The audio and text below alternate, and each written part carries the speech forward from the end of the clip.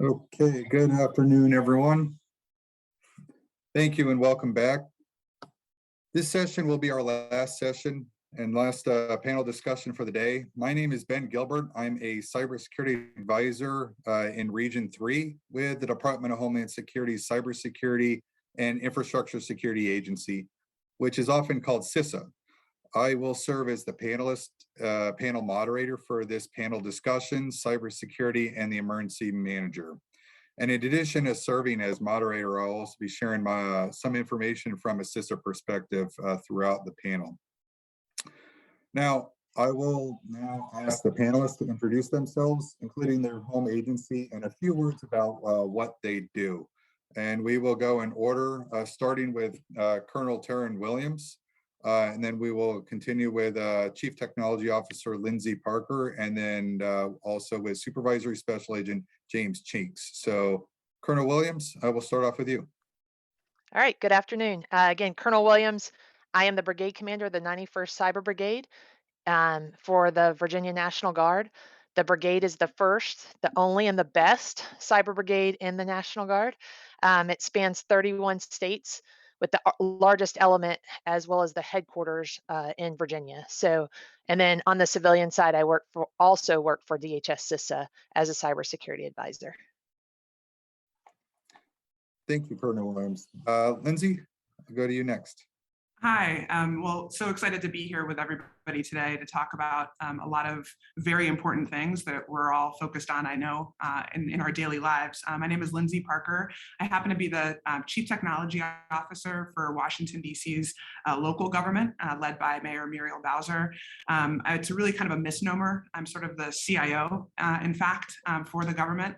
We've got about 96 agencies, 800 miles of fiber that we're kind of working with to connect and do business. I've also recently been given the opportunity to also be our assistant city administrator here, where we're sort of bridging some of the divide between our internal services agencies, whether that's people, spaces, things, contracting, and technology. We're really trying to think about kind of what the next generation of government needs to look like, since we kind of got a glimpse of it over the past 18 months. Fantastic, absolutely, and thank you, Ms. Parker. Supervisor Special Agent Cheeks, you as well. Good afternoon, everyone. I'm a supervisor here at the Washington Field Office. Here at the Washington Field Office, we have 6 cyber squads, and mine in particular have a national security squad that focuses on Asia and China. But we also have criminal as well as other national security squads, as well as a CART, which is a forensic team. Thank you, sir. And so let's now begin the discussion. And as a reminder to the audience, we'll be doing a question and Q&A session after this panel discussion. Please use the chat function in the Zoom to submit your questions. I will now open up the discussion with some information about CISA, and I'll share a few slides with everyone today, and then to help, and this will be in order to help set the stage for our audience. Also provide some information on the current cyber threat environment as a part of this presentation. And just so bear with me, let me switch over to my slides.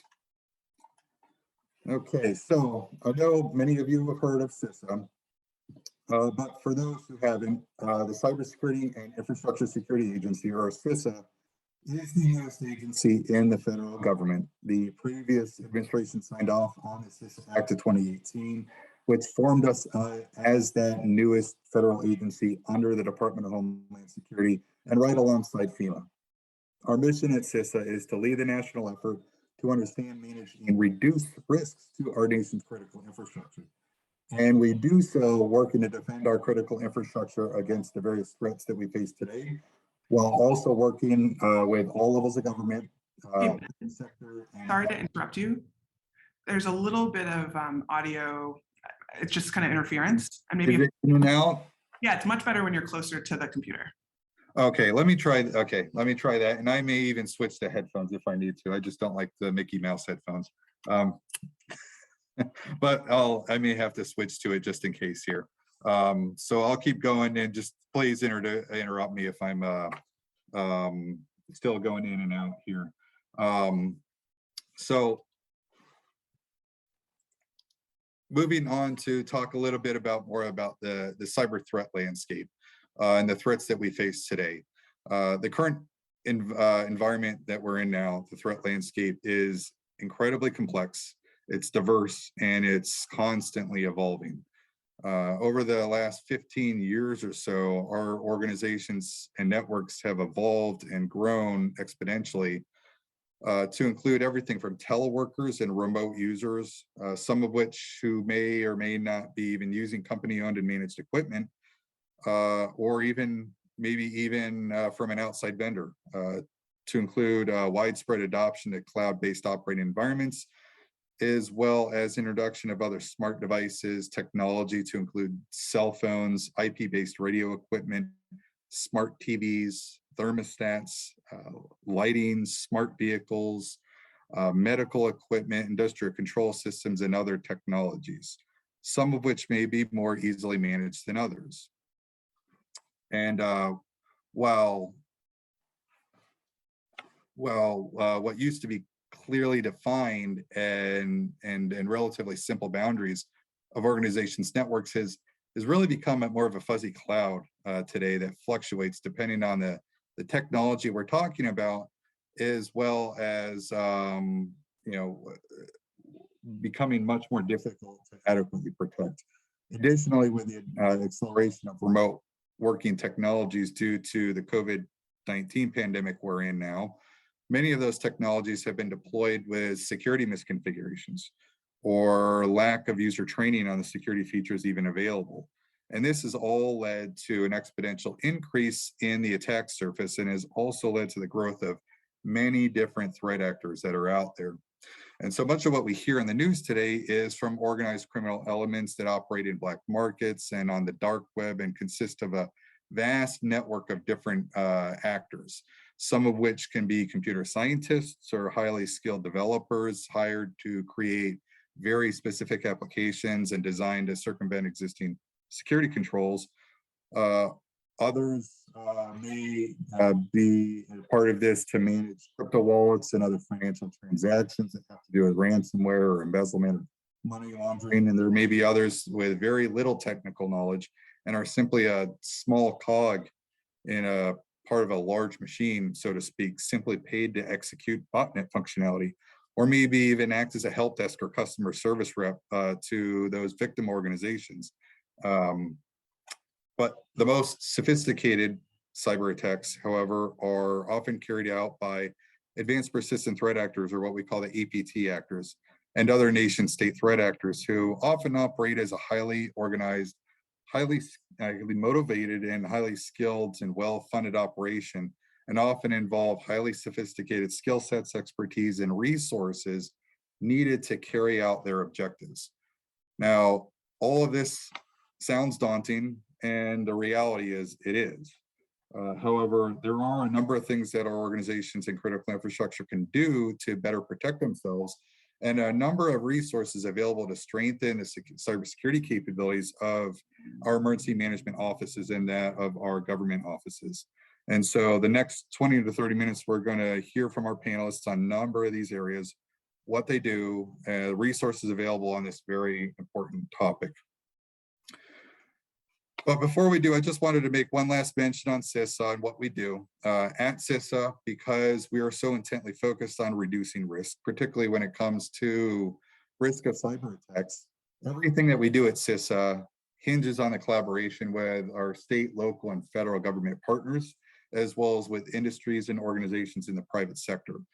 And one of the ways CISA does this is through providing a number of no-cost resources aimed at helping to reduce risk of impacts of cyber attacks. And so these resources include a number of different cybersecurity assessments, and in fact, 10 different cybersecurity assessments that can evaluate organizations ranging from various strategic and technical levels. We also have a number of different cybersecurity training and awareness programs and courses organizations can take as well, We have a CISA exercises team that conducts a number of different tabletop exercises and offers a number of different scenarios, playbooks, and planning efforts, as well as informational products. That said, I will stop there and get off my soapbox now, and I will continue on to the questions. Now, I'd like to direct our first question with the panelists, and I'll start with Colonel Williams and rotate with the panelists. But if there's a question that I run into, panelists, please chime in as you see fit. So first question, Colonel Williams, what is the primary role and responsibility of the Virginia Army National Guard's 91st Cyber Brigade, specifically when it comes to cybersecurity for the Commonwealth of Virginia? Okay, thank you. So really in the National Guard, we have it's basically a dual mission, right? So we have a federal mission and we have a state mission. And I know you said focus on the Commonwealth, and I'll do that, but I'll explain real quick. On the federal side, we support defensive and offensive cyber missions for our cyber, which is Army Cyber and Cyber Command. On the Commonwealth side of the house, we support the governor. So we can do cyber resiliency type activities. We can provide instant response, and quite frankly, anything in between. And I'll give you one quick example. Just when we had the civil unrest, the 91st provided basically defense in depth to all the communication systems that were allowing all the National Guardsmen, I guess, National Guard elements to support the capital region. So those are just some examples, but pretty much anything that you can imagine in a cyber portfolio, the Shadow Warriors of the 91st can do. Thank you. Thank you, Colonel Williams. We'll go next to Supervisory Special Agent Cheeks. Mr. Cheeks, can you explain cyber forensics and maybe even a little bit about FBI's role in cyber forensics, and also what the process is that you conduct after a cyber incident? Yeah, so cyber forensics, just another synonym for computer forensics. So it's either data recovery or used for investigative purposes. And on the investigative side, once a crime is committed, we're looking to see what the vector was of compromise. Is the actor still in the system? Did the actor pivot, go from one system to another system? So from there, we start to collect the evidence, but the evidence has to be collected in a manner that it can be used in court. So we have to maintain a chain of custody. And on the FBI side, a lot of time with the victims, when we're working with a victim, it's not mandatory. So it's something that we're not compelling them to. They're volunteering to work with us.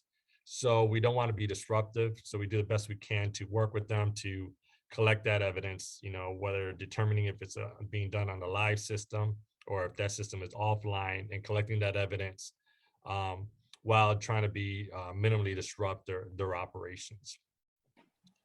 And the way we become aware of these type of cyber incidents is either we have an active investigation where we're investigating one crime. For example, we serve legal process, we get the results back from a server, and we see that there's another victim information on there, and then we go ahead and we notify that victim. Or a victim calls our IC3, which is our Internet Complaint Center, and files a complaint that gets routed to the proper field office that covers that area of operations. One of our partners calls us, or we get calls from law firms. A law firm will call us either to notify us because they have cyber insurance and they're checking the box and then they're done, or they're helping the client establish a relationship with an incident response company, as well as handle the notifications or work with them as they notify law enforcement. So that's how we come. And then the last one is we have a 24/7 CyWatch, which is a 24/7 operations that receives the calls, and then they in turn will notify, for example, if it was something in this area and it pertained to something that I covered and it had to be handled immediately, I would get a call at that moment and we would begin notifications. So and also what they do behind the scenes before they reach out to me. They're already coordinating with CISA and the other government agencies. So that's kind of how we are notified of a victim. And then there's engagement. It could be a long process or it could be a short process. We start working with the victim. Right at the end of the day, the victim has a business, has a company, they have a mission, so they need to continue to work. So what we're trying to do is collect evidence and determine attribution. So what we tell the victim is, hey, continue to do what you have to do.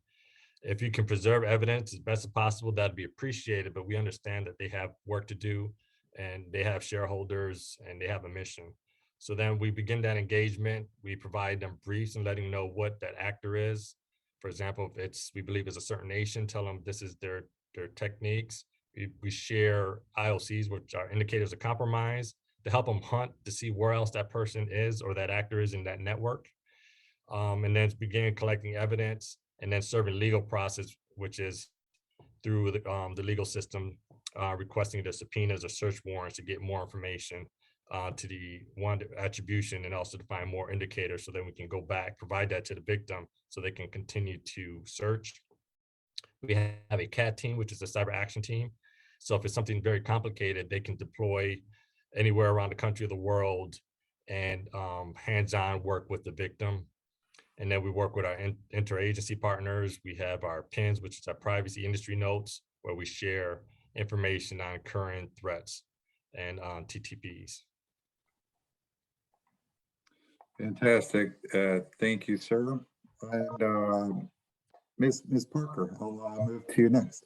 So DC's Homeland Security and Emergency Management Agency's Resilience DC plan defines cyber attacks as a shocker or stressor to the city and must be prepared for. Can you expand on what this means for the emergency preparedness and response? Yeah, I'm happy to. In fact, I think it kind of combines the morning session a little bit with the afternoon session. The truth is, arguably, the Resilience DC plan is Mayor Bowser's plan for the city. One of the things that she has done throughout her tenure in office is really think about how we're not just planning for planning's sake, but we're making sure that we're sort of looking at the entire landscape of plans and making sure that we're combining as much as possible. And that's sort of what the resiliency plan really does, is it focuses us on sort of what those up and coming threats are that we know of. And even some of the ones that we don't. So this morning, my colleague at our DC Homeland Security and Emergency Management Agency talked about the fact that extreme heat is the biggest risk to the district. And she's our chief resilience officer, and that is definitely true when we're talking about climate. I would argue that because we are situated kind of where we are in the nation's capital, a lot of people oftentimes confuse dc.gov with any one of your agencies in the federal space. We get to see some things tried out on our network even before they get to the Fed sometimes. And so in reality, I think that one of the great unknowns is sort of the threat of cyber to the business of government going forward. And what the resilience plan does is it brings both of those elements together. And so damage from whether it's a debilitating flood or a debilitating cyber attack, we need to plan accordingly for both. We need to bring professionals together from across the government and really all of our partners. We've worked obviously closely with both CISA and the FBI over the past few months on a number of different things, and really think about how we are planning for that sort of unknown. And so emergency managers at the table with our cyber security analysts makes sense. And that's sort of what we like to do here in Washington, D.C. We're pretty practical because we've got a lot going on.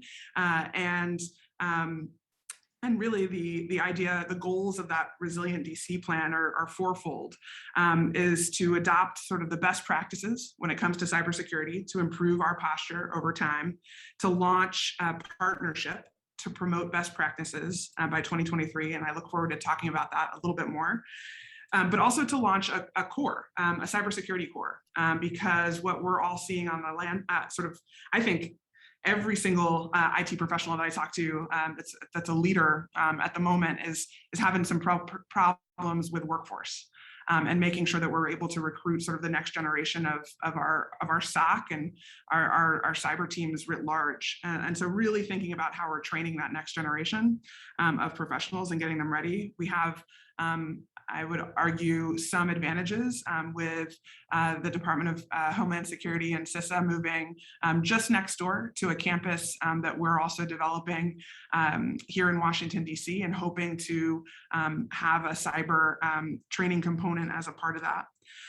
But also, lastly, making sure that each one of our agencies, so again, 90+ agencies in the District of Columbia, 100,000 users on our network. Sometimes people are surprised. 720,000 people live here, but turns out a lot of people visit. And so really making sure our district agencies have, and as a result, we're kind of like city, county, and state all in one. And so making sure each one of those agencies have their own plans for what they're going to do with their critical systems in case of a cyber attack. So really by including cyber preparedness in the Resilient DC plan, we have the opportunity to work together kind of across disciplines, because what it comes down to is a cyber attack is not just involve the SOC, right? It involves many others in making sure that we're standing up a nice plan to get to good.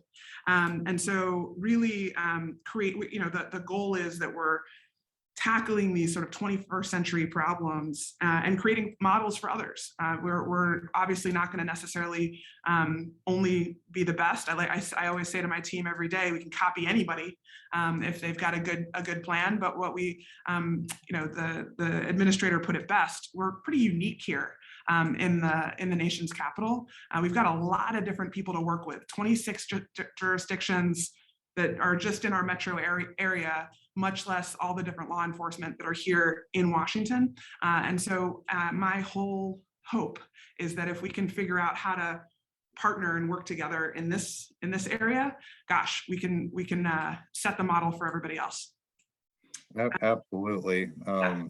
Thank you very much for that. I thought it was pretty interesting to hear of that, the resilience plan and really the convergence of cyber and physical response planning efforts as a part of that.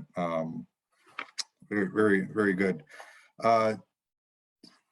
Supervisory Special Agent Cheeks, what trends have you seen in your investigations of the cyber incidents, and what practices should organizations put in place to help mitigate impacts of cyber attacks? The trend that continues to be ransomware and business email compromises, called BECs. Everybody's familiar with a ransomware. With the BEC, it's just a sophisticated scam where either through social engineering or through computer intrusion, you compromise a legitimate email account, and that is used to convince someone in the organization to transfer funds to another account. And once those funds are transferred, they transfer to another account, and it's gone. So that remains, unfortunately, one of the popular trends. And one of the other ones is the hackers there's common vulnerability and exposure to CVEs that's put out by the MITRE Corporation. They keep track of those. They create a list. You can go to mitre.org. The hackers, they watch that list. It's publicly disclosed information on different software or firmware vulnerabilities. They watch it, and then once one pops up, they implement it and use it in an attack. Why? Because they're doing this faster than IT folks are doing it. So, patch. We say it ad nauseum, but it's not done for good, I don't say good reasons, but reasons such as, they want to test it to see if there are any upstream, downstream effects of changing the patch, like what happens when the patch takes place. So they want to test it.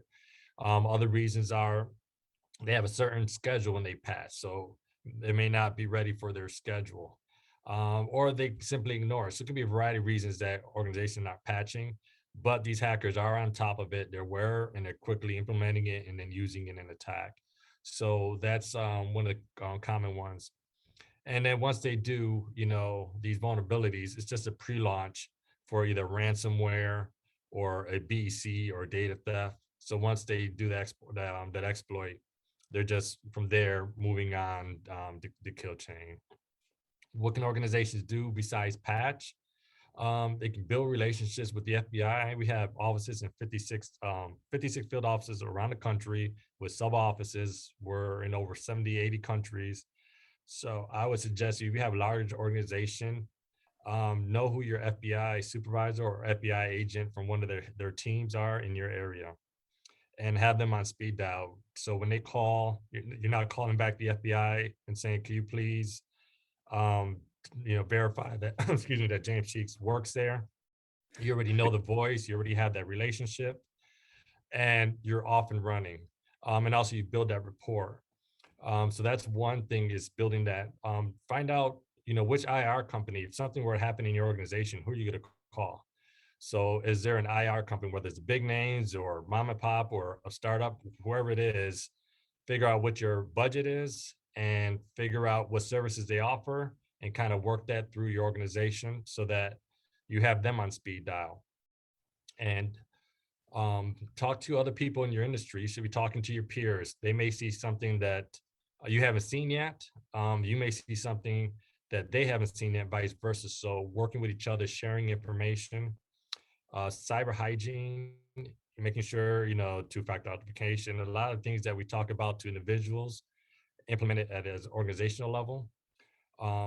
Know your systems. What systems do you have? Do you have legacy systems that people forgot about and no longer with the company? Inventory what you have and just know what you have. A lot of times people, we go and reach out to them. They don't know what they have. And we're looking, and eventually we figure it out. But there's a lot of time has gone by. So from an investigator, we lose evidence. But from a business, you're hurting, your organization. Conduct tabletop exercises. I know people do them, but are you including IT? Are you including your cyber team? Sometimes they're two different teams. Are they both being included if they are separate teams? Are you including law enforcement? Are you including so if it's something that includes safety or building or physical, you may have the police, but do you have somebody, if you're incorporating IT, do you have someone on the cyber side? So when you have a tabletop, include all those, and then make sure you're including different parts of your business units. An organization, a threat actor or a criminal doesn't have to necessarily steal your crown jewels or attack your crown jewels. They can attack your human resource. If you can't pay, how many people are going to come to work? How much is that going to affect morale? There's other ways to disrupt your business, and that could be easier and achieve the same effect. So make sure you're consulting and including other business units when you do those tabletop exercises. This is, emergency management panel or discussion theme. So you guys are used to doing different types of emergency response. So it's the same thing, come up with a plan, communicate the plan, make sure everybody understands the plan. It should always be improved and communicated and rehearsed. And then have a plan. One of the part of plans that we run into is out of band communication. So if we're aware of an intrusion, we're not going to send an email because your email system could be compromised. So we're going to reach out and we're going to give a call. During COVID and over the last year and a half, it's very hard to get in touch with people. So you go into organizations and you're looking on the website, either it's not good and there's no phone number to contact, or it just has an email address. You go to the building, they're not there. Some companies, their headquarters in Austin, but their IT's in Miami, and somebody else is sitting here in DC. So know who your people are, and it doesn't have to all be on your website. You don't want to put all your business on the website, but you got to have information because we run into all the time. We can't get in contact with you. So that ceases our investigation, but your problem continues.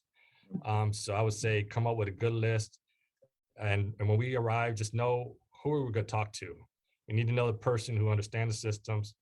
And the last thing I would leave with that piece is legal needs to be involved from day one. So if you can have that conversation, we call left of boom, before an incident, talk to your legal team. For me, I want the world. Give me everything you have, right? But your legal team's going to have other thoughts about that. So you have to figure out what they're comfortable with. So if you can hash that information out when I call or somebody from my team calls or any other FBI in office, you already know that you don't have to waste time getting permission for the first 10 items. That's already been pre-approved. We can get rocking and rolling. And then you can say, hey, anything else? These are the things that require this level of approval or this level of approval. It really speeds things along. If you include legal, they're more comfortable with it. And then with the legal team, sometimes people have in-house counsel, out-house counsel. So make sure all those people are involved.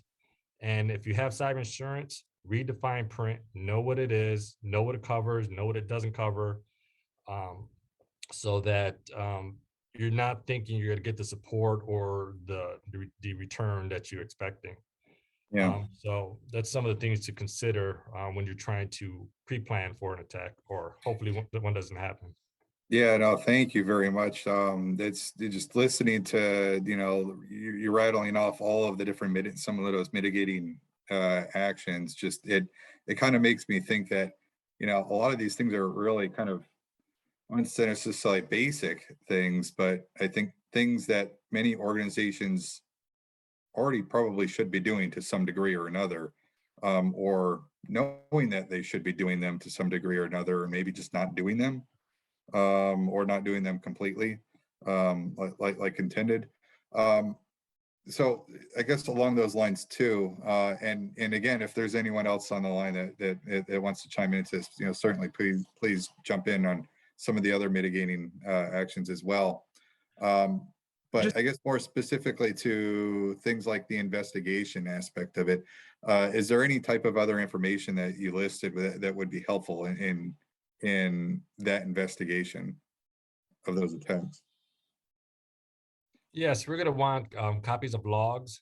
Some organizations still don't keep logs or don't keep them for a long period of time, because we need that date and time stamp. When did that evil act take place, so that we can narrow it down. So if we're going to reach out to an ISP, an internet service provider, and request more information, if we don't have that date and time stamp, it's a needle in a haystack. They're searching. That's not something they're going to do. We're going to get a response. So we're going to looking for copies of the logs. If we can get an image of the server, the files, if you know what was taken, who can we talk to if we're able to figure out what was taken, who can we show that to in your organization? So any files, logs, all that stuff will be very helpful to get. Okay. All right. Thank you. Colonel Williams, we'll turn back to you here. I guess let me see if you have any initial also thoughts on things that organizations can do to help mitigate impact of cyber attacks. Sure. So I think you guys can see me now. I still can't see you. I lost video for a little bit, so I apologize. But and I'm going to backtrack real quick here before I jump into that question and just say, when I said the cyber portfolio, I meant in defense. I should be careful. Words matter, and I should have made that delineation at the on the guard side of the house, the state mission side, or Commonwealth side. We only do defense and we do not do offense. So I just wanted to make that clear. In terms of just and Ben, just to make sure, your question was, what can you do to protect yourself against a cyber incident? Yeah. So just kind of building off of what also Supervisory Special Agent Chinks had mentioned a little bit ago. Do you have any other thoughts on additional things that could potentially help to mitigate the impact of cyber attacks? So, oh, I'm sorry. Go ahead. Yeah, I would say and he hit on a lot of them, but multi-factor authentication is one. I always tell everybody passwords are really bad, because we're humans, and it's an actual it's a great vector to go after us, and I won't go into that whole spiel, but so passwords are really bad. So if you're going to use passwords with something, you need to have something else that's implemented in there for multi-factor authentication. Encryption is always a great thing. if you go to a coffee shop or a hotel or an airport and you're connecting directly to the Wi-Fi without a VPN, then people can sniff traffic and that sort of thing. So just be aware of that. So encryption and encryption is not just in traffic and data on the move; it's also data at rest. So once they get to to your data, if they do get to your data, make it hard for them to be able to actually make sense of that data, right? And then I would say those are probably the two big things. One thing I will ask and just plead, and I know that you're not all technical, but just write this down. Go back to your organizations. Make sure you don't use uh, RDP, desktop protocol, or any type of remote access into your environment with password only. If you do, highly encourage you to get that taken care of immediately. But obviously, he touched on the patching piece. You need to do it as soon as possible, and a lot of people, will have a critical patch that comes out on a Friday before or Friday before a weekend, or the night before a holiday. And I would tell you, figure out whether you pay them extra or just smooth talk them, but make sure your IT folks, or if it's your cyber folks that handle that side of the house, make sure that they apply those as soon as possible, because honestly, as he mentioned earlier, it is a race, and we've got to start winning that race. I think those are probably the big ones that I would throw out there. And honestly, I could talk on that topic for days, so I'll stop there. Yeah, I think we all can. I've even gotten on my soapbox even yesterday on password management and so forth. So and yeah, very, very big topics. Can you tell us also, Colonel Williams, on what some of the common misconceptions are regarding cybersecurity that you might be able to help clear up and or clarify? Sure. So let's go with I'll try to do four, and I'll try to do them quickly here. Cyber is not an IT problem, and it's not a cybersecurity person problem either. Every one of you matter. Every one of you counts. The more you know, the better you can protect not only yourself and your family, but the stronger you make America. I know that sounds really cheesy, but it's a fact. The weakest element is the target, and we could give you 1,000 examples of that in just real life, not cyber. But just think about, when you want something, or when something's going to happen, it's always easier to go after that weakest element. So just make a decision that you're not going to be that guy or that girl that the adversary can target and succeed in weakening America. And again, I know that sounds crazy, but it really, I mean, it really is. And it's in your best interest to learn that stuff and protect yourself, your personal devices, but that stuff flows over into your organization or your enterprise environment as well. Um, I guess I'm an optimist, and I think America can turn the table on the competition in cyber, even though I think we came to we joined the game a little late. But ultimately, I have faith that we are very resilient and strong, and we can definitely turn the table. The other thing is leaders just have to be engaged. If you're in a leadership position, um, if you're not engaged, if you're not addressing it and supporting cybersecurity, then it's not going to, no one else is going to. There are too many other things to worry about, and you don't have to know cyberese or technicalese, however you want to, you don't have to talk technical basically to be engaged. But have your team brief you on a regular basis in terms of how they're doing on, just vulnerability management, that sort of thing. And that'll send a message to your entire organization that it's important to you. And you'll learn some stuff along the way, but it also holds your team's feet to the fire, right? Because I always tell people, I had a general officer who made me report monthly about, vulnerabilities. And I don't know if he ever understood anything I said. The bottom line is that I made sure that stuff was, dress right dress before I went in to brief him, because I didn't want, I didn't want to look bad. And so it helped motivate me. Not that we wouldn't have done it anyway, but that, it definitely motivated me to keep stuff straight.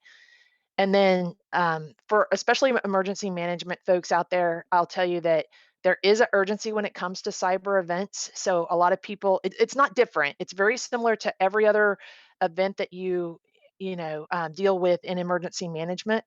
But there is an urgency. You can't go. It's not like a tornado comes through, and I'm not saying we move slow for tornadoes or anything, but you have to. Time matters. The quicker you can get people in to assist and move, the better. So. And the last thing, I guess it's 4 or 5 things, but is even when a kinetic event is happening that it has no cyber involved at all, don't forget about cyber security. Cyber actors like to watch and see that you are distracted and there's chaos going on somewhere else. And then a lot of times they'll take advantage of that. So just keep that in the back of your mind as events are unfolding in the kinetic space. Yeah, absolutely. I'm hearing a kind of like a common theme across all the panelists, and that is that, cybersecurity really does transcend the organization and a lot of the different roles, even, when, Special Agent Chinks had mentioned, bringing in legal, that they typically don't have anything to do with cybersecurity. Well, the reality is they do, because a lot of these things are business decisions. A lot of these are non-technical decisions that need to be made as a result of, either, inadequate controls or controls being circumvented, whether they're cyber or physical, because of the automation of everything that we have in place now. There is that kind of that crossover in the cyber and physical space and that realm and so forth. So it is, I 100% agree. It's super important to understand that cybersecurity is not just on your IT staff, or IT security staff. It really is everyone's responsibility in the organization, as a part of that. I'd like to pivot here real quick back to Ms. Parker.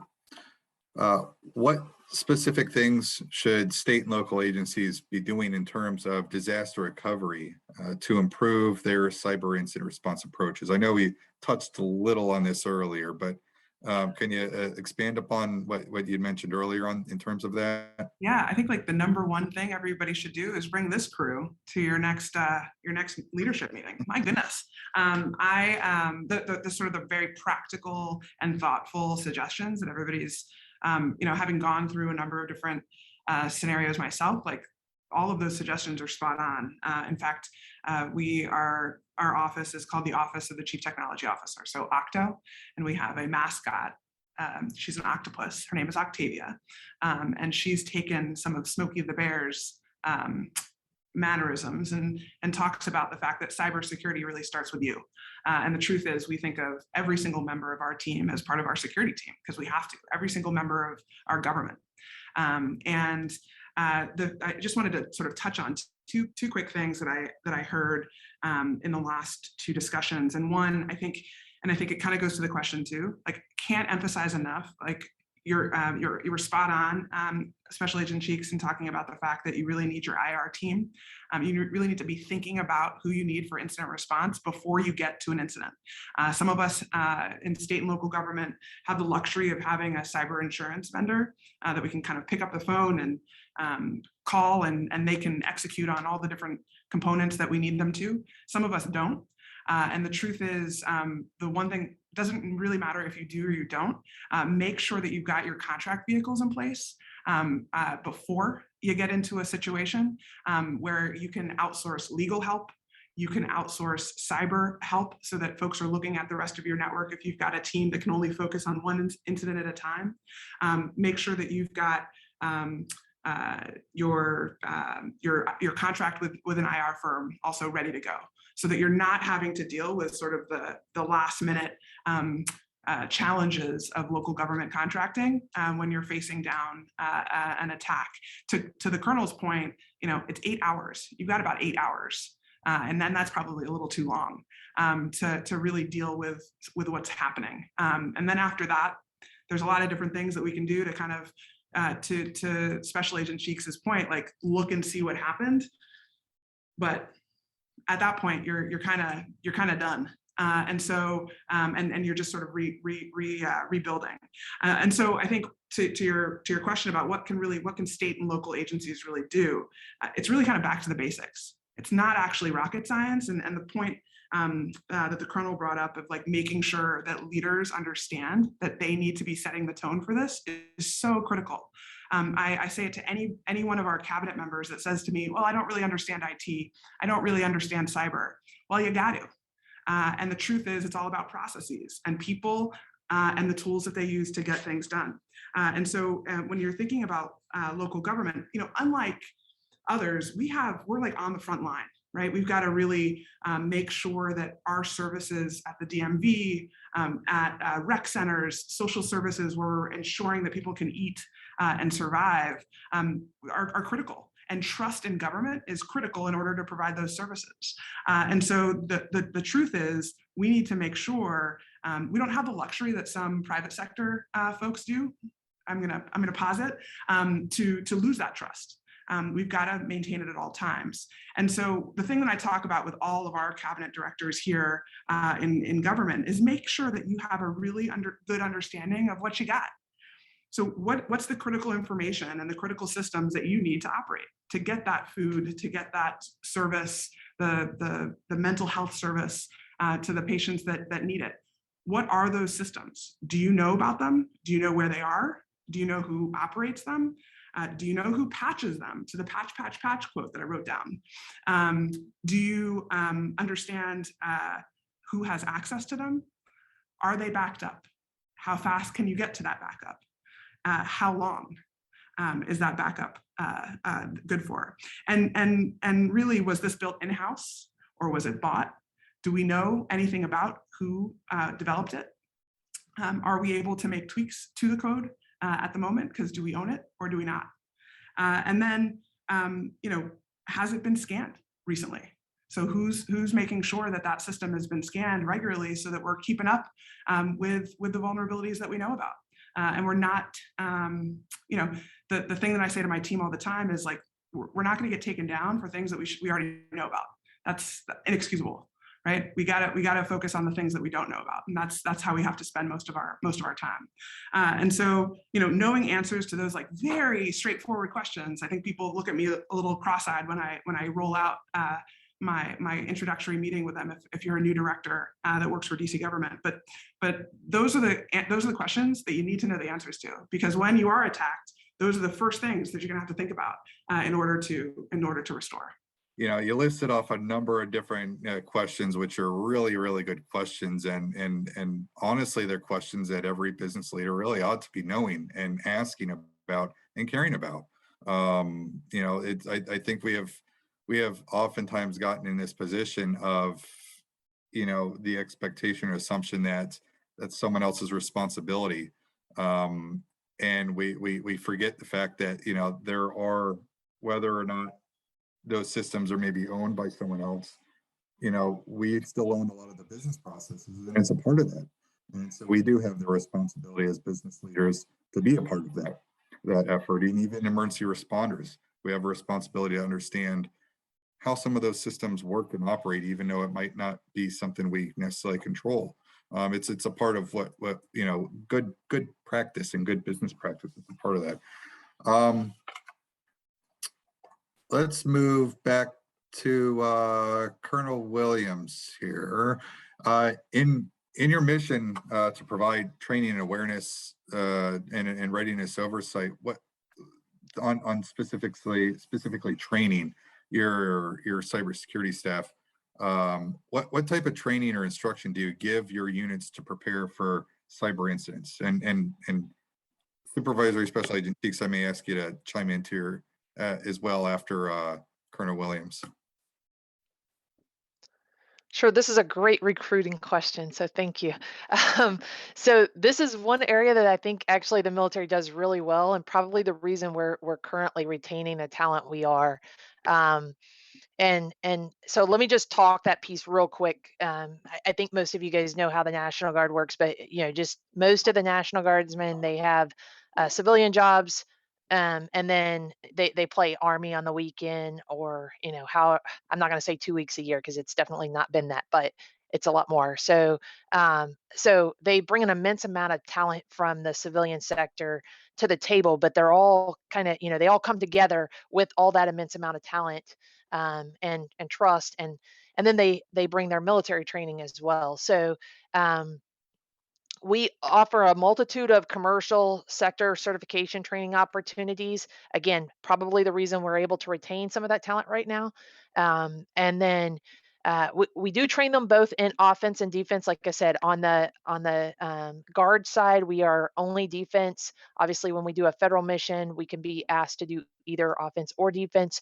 But ultimately, I believe that if you train them offensively, they're better defenders because they understand, how the attack can happen. They understand all the different, avenues of approach that can be taken to achieve whatever effect they're trying to achieve. And so that makes them much better defenders. Yeah, so we get a lot of hands-on experience in, not only our mission sets, but also both federal and state, but also in exercises as well. We run them through quite a few exercises to ensure that that they've rehearsed a lot of the actions that they'll have to provide. Um, you know, really at nauseum for the most part. We also have a platform that we train them and verify their skills as individuals. So we do a lot of collective, exercise training to make sure that they can work as a team. But then we also have a mechanism to grade and essentially, make sure that they are performing as individuals and verify their skills. It allows us to see how they completed task, how fast they were able to do it, and essentially their proficiency levels. So again, I think this is probably one of the best things that we do in the National Guard is train our cyber warriors. And one thing, if you don't mind, I'll just tack on to Miss Parker's comment. Is she talked a little bit about all the different relationships and the vendors you have. Make sure you have something in that contract language that talks about what your expectations are of their responsibilities for cyber hygiene as well, because essentially you can do everything right, and if you are connected to a vendor or some entity that doesn't share the same cyber hygiene practices that you do, you're opening yourself up. Yeah, Thank that's you. right. That's right. And I should have put, I had that on my list too. I just decided that I was talking for too long. But I think the other thing that you are pointing out is I think the Biden administration's latest cyber executive order actually gets into that. And there's a lot of fun language to steal and make sure that you're putting in your contracts as well. Absolutely. I guess pivoting real quick back to trading for a moment here. Supervisor Special Agent Cheeks, do you have any other additional thoughts on the different types of training and instructions that you have your cyber squads go through to help prepare for cyber incidents? Piggybacking off what Colonel Williams mentioned in terms of knowing how to attack, a lot of the training out there is not specifically geared towards cyber investigations.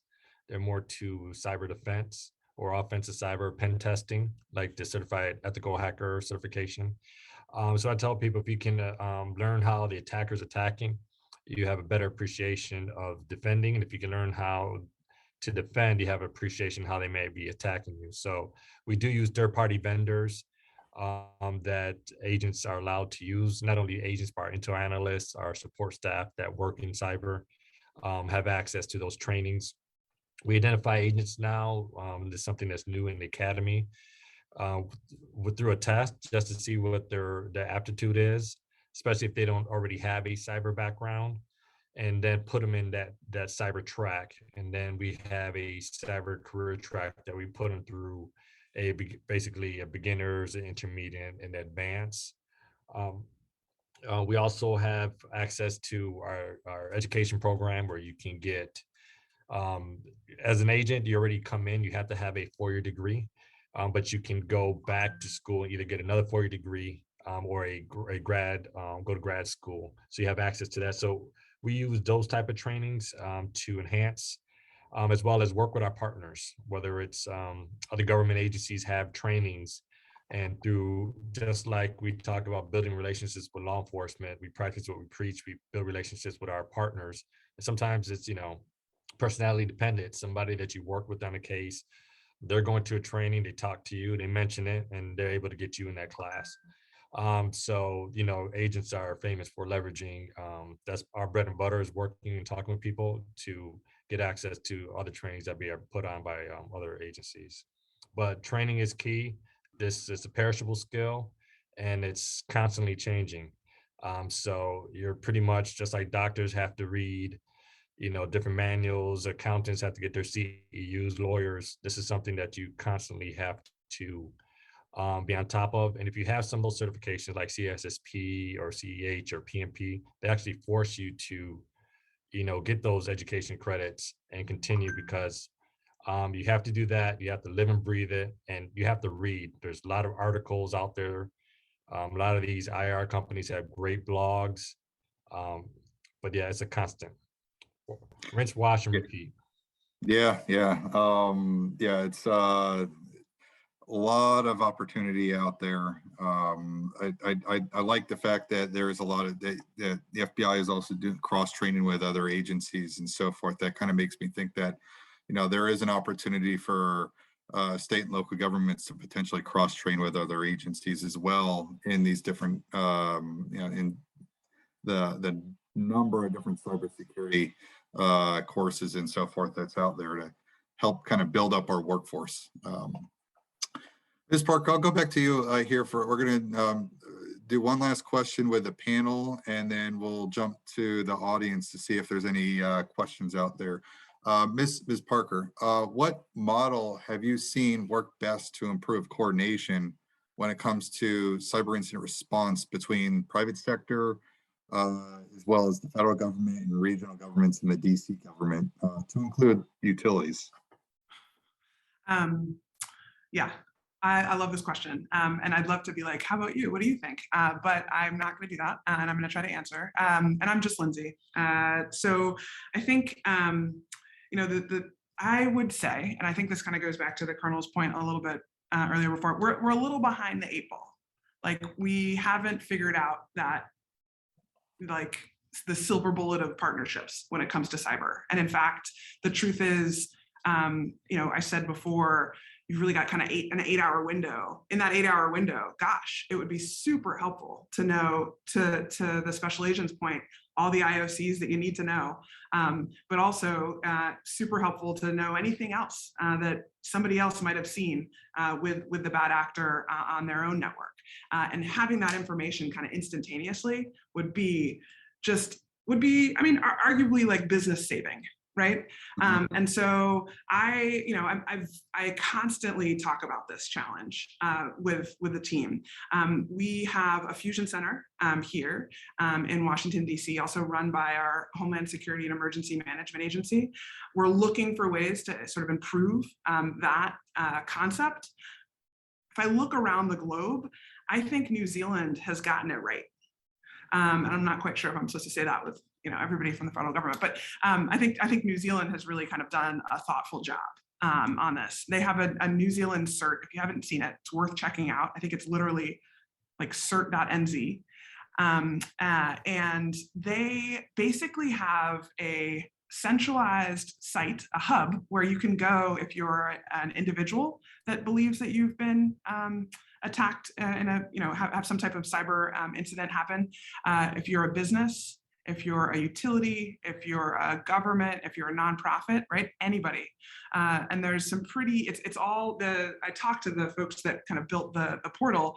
It's all built in plain speak, right? So there, you don't have to have your highly technical CISO enter in any information. You can just say, hey, this is what's happening.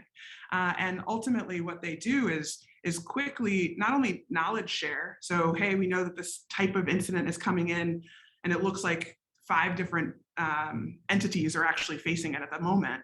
But they also give you a checklist of what you should be thinking about in the immediate.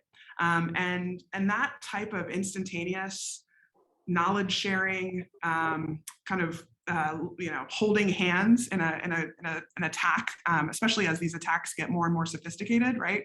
And things are changing, and sometimes all those plans that we put together and thought were great kind of have to throw them out the window because the vector, or at least the mode of attack, is just so radically different than what you were expecting.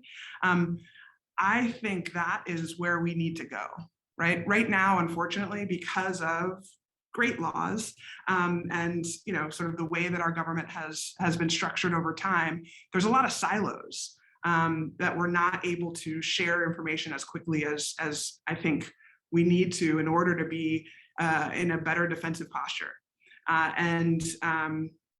I would challenge all of us to kind of work together to figure out if we can overcome that. And I think the New Zealand CERT model certainly is something to aspire to. Yeah, I love this question too. I agree. It is I think honestly a challenge that we see across all levels of government.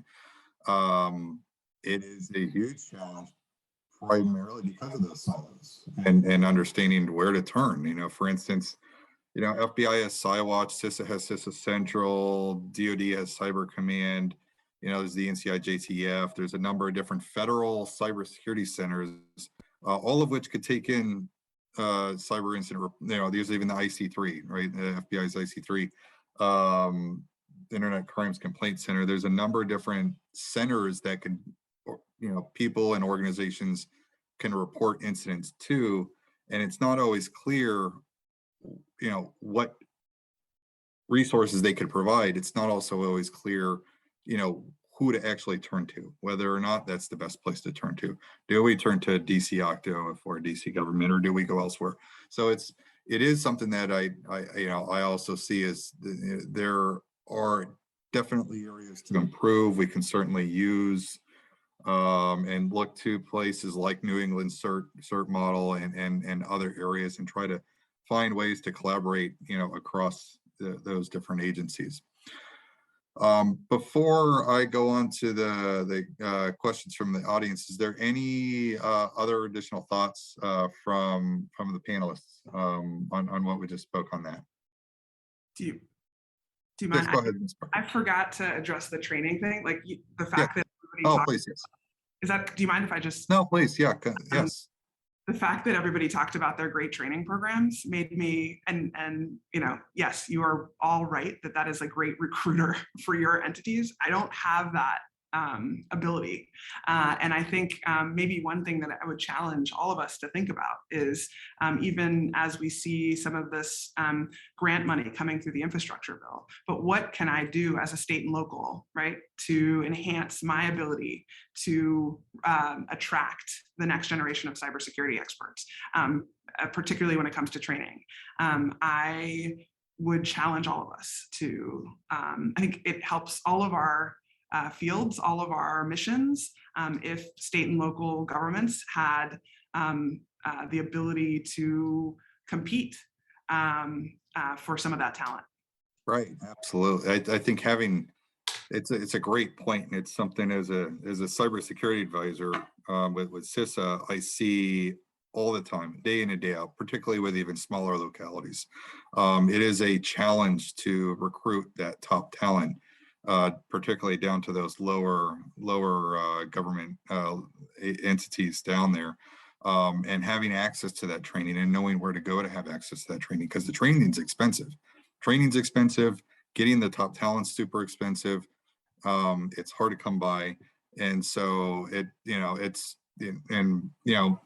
at the federal government, we struggle to find that top talent. And in fact, CISA just recently, like I think 2 days ago, announced our new cyber pay talent management system and a cybersecurity service that DHS is providing to try to recruit that top talent within our agency. And I could tell you it's a struggle even for our agency to still find that top talent, much less when you're talking about state and local governments and even smaller local governments. It's a huge challenge. So if there's a way to kind of cross-pollinate the training, find ways to be able to, push out that training more, there's a number of different opportunities there that I think we just need to all make sure we're cognizant of, and we're absolutely trying to expand on. So absolutely. Let's go to let's see, it looks like we have a question for Ms. Parker. Regarding the integration of IT and emergency management planning, such as DC's resilience strategy. Emergency planners and IT professionals are both busy professionals. What is the best way for the emergency management community to begin engaging with the IT technicians to begin the process of creating plans that include traditional emergency topics, but are also important IT aspects? Yeah, no, Todd, that's the question of the day. And I think the truth is, especially Jen Cheeks talked about it a little bit, both of those busy professionals, emergency managers are all about the tabletop, right? They get it, they understand it, they've seen it work, and they see the benefits of it. I would argue IT professionals haven't been read on yet, and we're trying to change that, and making sure that folks understand that sort of that. So direct answer to your question is I believe that tabletops are actually the way to start. It just sort of gets everybody at the table. People can talk a little bit about their roles and responsibilities. It sort of ingratiates you, right? You all of a sudden kind of know some of the people on the other side of the wall. And I think that relationship aspect to especially Agent Cheeks' point before, which I now have your number, you really want to have those contacts throughout your government, and tabletop exercises is like the easiest place to start, so that everybody's in the room, you know who they are, you know how to contact them, and you know what they do. So then you start that muscle memory, right, of building up what you need to do when, and that's, it's not going to be the first tabletop isn't going to be the last, and it shouldn't be the last, and it's not going to be perfect, right? You need a few of them, and you need to make them regular, and that's hard. That is hard. That is the part that is the challenge, is making sure that you're carving out time to do it. That's when it kind of goes back to that leadership moment, though. And you want to make sure that we're challenging our leaders to insist upon it. Yeah, absolutely. Thank you for that. Let's see here. So just a reminder to the audience, if you have a question, please use the chat function in the Zoom to submit your questions. We'll also jump to another question here. Then this is just a question for anybody on the panel. What is a good source of information and guidance for cybersecurity best practice and preparedness planning? All the government agencies' websites, CISA has that well-documented documents, PDFs, information you can pull down. If you go to FBI.gov, you go to IC3, I would say hit them all, because you can find which one you prefer. Some of them may be similar, but you like one better, maybe it reads easier. Or there's a little nugget that wasn't in one that's in another. So you should be familiar with all of them and constantly go through. I do it. If I have a ransomware presentation, I don't just look at the information I have in front of me. I look and see what IR companies have put out, what industry leaders have put out, what DHS has on their information. So it's, you're gathering information from a variety of sources. Going back to Ms. Parker's comment, yes, we don't have a great portal with one-stop shopping. So you are going to have to hit these different websites to find those different informations, but not one-stop shopping. Visit all of them and get familiar with them. A lot of good information there. And just to tack on, MSISAC is also for state and locals, like definitely utilize that resource. Yeah, that's a good point. That MSISAC oftentimes, specifically with state and locals, is oftentimes left out as a good resource. And they are, for those folks who aren't familiar with MSISAC, it's Multi-State Information Sharing Analysis Center. It's one of a number of different, what we call ISACs, Information Sharing Analysis Centers, that are across different different industries out there. MSISAC is probably the oldest one. Actually, I think it got formed in 2003 and funded through the Department of Homeland Security. And their entire operations is funded through DHS. And they are specifically positioned to support state and local governments and offer a number of different resources around state and local governments. And their membership is free for, I believe, basic services and free membership for the basic services. But they do offer also, some fee-based resources out there. We also have another question that came in. Should we be building a cybersecurity culture among our youth? And if so, how? And I think this is a fantastic question, and I have a response, but I'll let the panelists jump in here first. Definitely starting with your kids. To me, that's the hardest one. You tell them don't download free apps, they're not free, and then all of a sudden they pop back up when you're looking at their phone. So start at home, but the schools, I think schools are doing a better job now. At least I live in Loudoun County. They have the cybersecurity classes. I've done presentations for several of the schools. So they are having the courses, they are putting that information out there, and they are putting that part of the curriculum. So we definitely, and they're way ahead of us. They're just way ahead. No matter how many CSIS I have, advanced degrees, my son is just way ahead. So just like the actors, they grew up in, they're living, breathing it. We did when we grew up, we were ahead of our parents and people that we were around. It's the same way now. So definitely we need to start with the youth. It starts in the school, but it also starts at home. Talk to them, explain it to them, and just be prepared to have to say it again and say it again and show them real examples, like repercussions of putting your information online, making a statement. There was an individual that had an editor's job who lost it for something that she wrote 10 years before. So showing that for every action, there's a reaction, there's a consequence. So not only showing them telling them why it's a problem, show them real life examples of how that came to bite an organization or a person. Absolutely. Ms. Parker, Colonel Williams, did you have any thoughts on this question? I'll let Ms. Parker go, but real quick, the one thing that I would just say, I'd echo leverage that the younger generation to be champions of cybersecurity because they do understand it. They can teach their parents and their grandparents, and they can have a rippling effect. I've almost given up on some of the older folks because you'll literally say, "Don't click a link," and then you'll watch them turn around and click link, and you're like, "Well, and what are you doing?" There's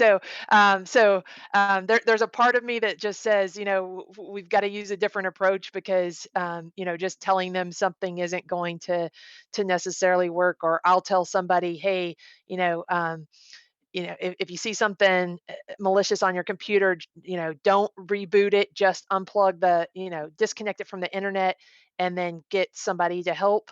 And then you turn around and you say, hey, what do you do if you see your mouse moving around on your computer? I reboot, so there's some of us that, maybe old dogs can't be, trained to do the new tricks. I don't know. But ultimately, I do think that the generation that's going to change everything is going to, if we can get them to champion cybersecurity, is the younger generation. And Ms. Parker, I'll turn it over to you.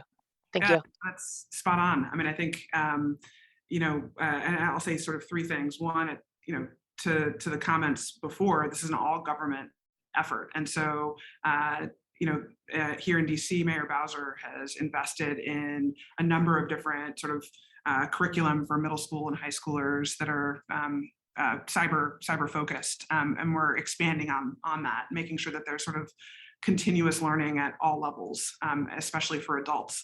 We're trying to tackle that through our digital divide work as well, as we're introducing people to technology and maybe the internet for the first time. How do you also demystify technology and show them how to be safe online? I think the third area, just to think about for anybody that's sort of with me in a state and local government, you're trying to recruit for talent. We're seeing kind of all of my sort of our across local government in Washington, DC, we're seeing about 60% of our new hires, they're millennials or younger.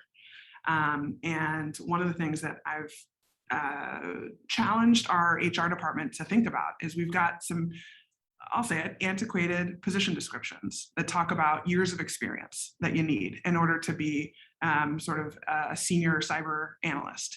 The truth is, I need some of these people that don't have multiple years of experience because they don't even have that age. And so that's the other thing that we're working on with our HR team, is to rethink the way that we hire for some of these positions, to make sure that that younger generation can actually join the team, and that's where I'm hoping to compete with the rest of you. Maybe I can do that faster. Yeah, I honestly can't say it much better than all of you on the panel here. We have time for one last quick question here from Jordan Nelms, and it is a pretty good one, I'll admit. Are there any best practices or resources available to plan for when a cyber incident causes physical consequences that require emergency management operations centers to activate? And then how do you combine the cyber and physical operations into one? You're on mute, Ms. Parker. No, that's the whole point, right? Like that is right. If your 911 system goes down, let's actually, I mean, gosh, I hate talking about these kind of things because it just like ups my anxiety about what's going to happen tomorrow when I wake up. But if our streetlight system goes out, right, across the city, all of a sudden can't, everybody's running into each other all over the place, right? Layer on like a attack at Pepco because somebody figured out that this might be fun, right? To see like, oh, let's see the streetlights go down and let's see the power go down in Washington, D.C. I mean, that is a cyber attack that has turned into a physical attack, no question. And that's why it's so important to get those emergency managers, those IT specialists, operations folks across the government together in that tabletop exercise to think about the worst case scenario. And that to me would be one of them. Yeah, I agree. And it is exactly what it's all about, because we're seeing that cyber physical convergence and things are beginning to intertwine from that perspective. So unfortunately, our time is up for this panel. I think this has been one of the best panels I've been a part of. Really good information that's come out. So unfortunately, our time is up, and this concludes the Q&A portion. If there were any audience members that submitted a question and we didn't get to address it, please email your question to fema-jfc@fema.dhs.gov, and an answer from the panel will be sent to you. Thanks again to all the panelists who jumped on today. Again, I thought it was fantastic discussion, and for giving us all the different feedback and ideas as a part of that. We definitely thank the audience for attending this panel. I hope everybody got a lot of good value out of it. And lastly, I'd like to personally thank the Joint Federal Committee for allowing me to serve as the panel moderator for this engagement as well.